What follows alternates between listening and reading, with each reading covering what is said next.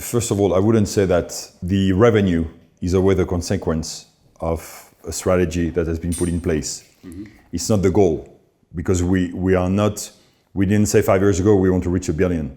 5 years ago we say we're going to make 40,000 watches for 5 years.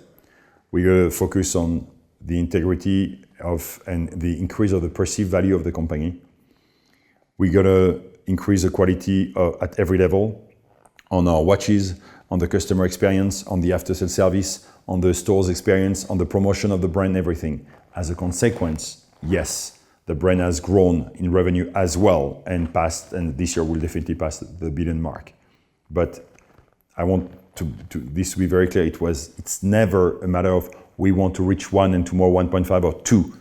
It's let us do our work properly and eventually revenue will follow. The watch industry has many, many great years ahead, when sometimes journalists want us to be dead because of the arrival of smartwatches, sometimes also, for example, which I find is very stupid, but that's okay. But we have a long, long way ahead. We haven't reached our true potential.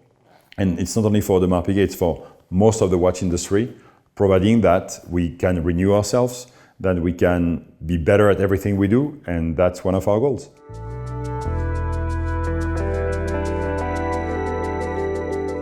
First of all, there is nothing against, because I don't want this to be misinterpreted, and there is nothing against the SIHH at all. The SIHH was built on a model that was supposed to serve the multi-brand retailers 20 plus years ago. Okay? Today, the business model has evolved as well. In the watch industry, and especially also at Audemars Piguet, we want to know who our clients are. So if you want to know where the clients are, we have to sell to them directly. What does it mean? We need to be in control of our distribution. So when I arrived at the helm of Audemars Piguet, we had over 500 doors. By the end of the year, we'll be close to 200. So we are shrinking the distribution network. We are opening more doors to control to whom we sell, which is also something to provide the best customer experience, to understand what they want, what they like, what they don't like as well. And we can do this if we are in direct connection with them. So compared to where we were and where we are now, the business model has changed completely. So the fact that for us we'll be at the SIHH doesn't make more sense, because we have so many more multi-brand retailers and we're going to keep shrinking the distribution.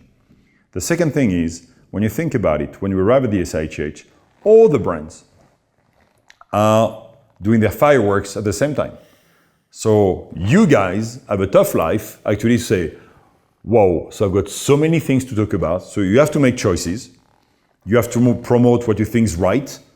And it's not that easy. But at the end, the fireworks is in January, lasts for February, March, and then it goes down. Most of the time, the watches introduced at the SIHH are not delivered the following days. They come 3, 4, 5, 6, sometimes 12, 18 months later. So the buzz is created, goes down, and then we have to redo some kind of promotions to make it work. So what we're saying is, down the road, time to market is more important than ever. And we'd rather launch at different time during the year, but when we launch watches going forward, we'll almost have them in our safes. So if the watch is ready in November, I can launch in December because I know I'm going to deliver in January. That's what we want to do. And that should be the evolution of our business. The fashion world did it, the car industry is contemplating it, so we are as well.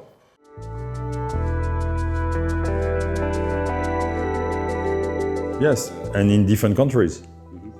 Because so it's one thing to promote out of Geneva because we're in Switzerland, and Switzerland is the place where everything starts. But at the same time, I would rather also launch a watch in Dubai, in New York, in Singapore, in Hong Kong, in Tokyo.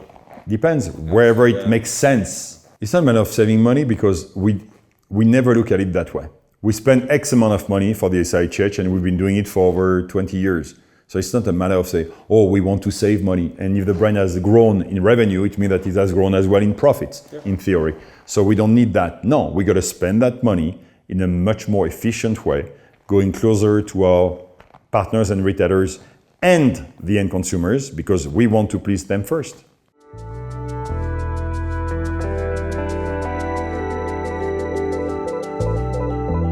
Let's put it this way, every day that passes by is one day closer to the start. We've started somehow, but on a very small scale. We are testing markets. We are testing CPO in Switzerland, in Singapore, in Tokyo, and in the US. Not advertising it, not doing anything special. We are really testing the market. You're testing that in your own boutiques or with retailers? No, in our own boutiques. Okay. We want to see the way it works. Okay? But at the same time, we have already the plan.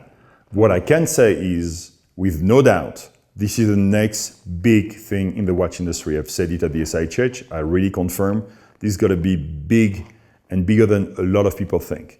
Because 20, 30 years ago, people were buying a watch and maybe they were buying a watch for life. Today, especially the young generation, they enjoy a watch for a year, 2 years, 3 years, and they want to change. Mm-hmm. And they want to collect. Some of them want, some of them don't. So they want to change, they trade.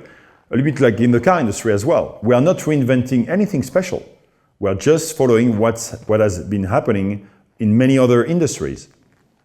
So are we going to do it? Yes. Are we going to do it in a big scale? No, not yet. Because we don't know all the implications. There are many, many interactions that we need to have also in the specific countries for shipping in different places. We have to be careful. So since there is no rush, nobody's saying, we want you to do 10,000 watches tomorrow in CPO. We got to take the time to do it right.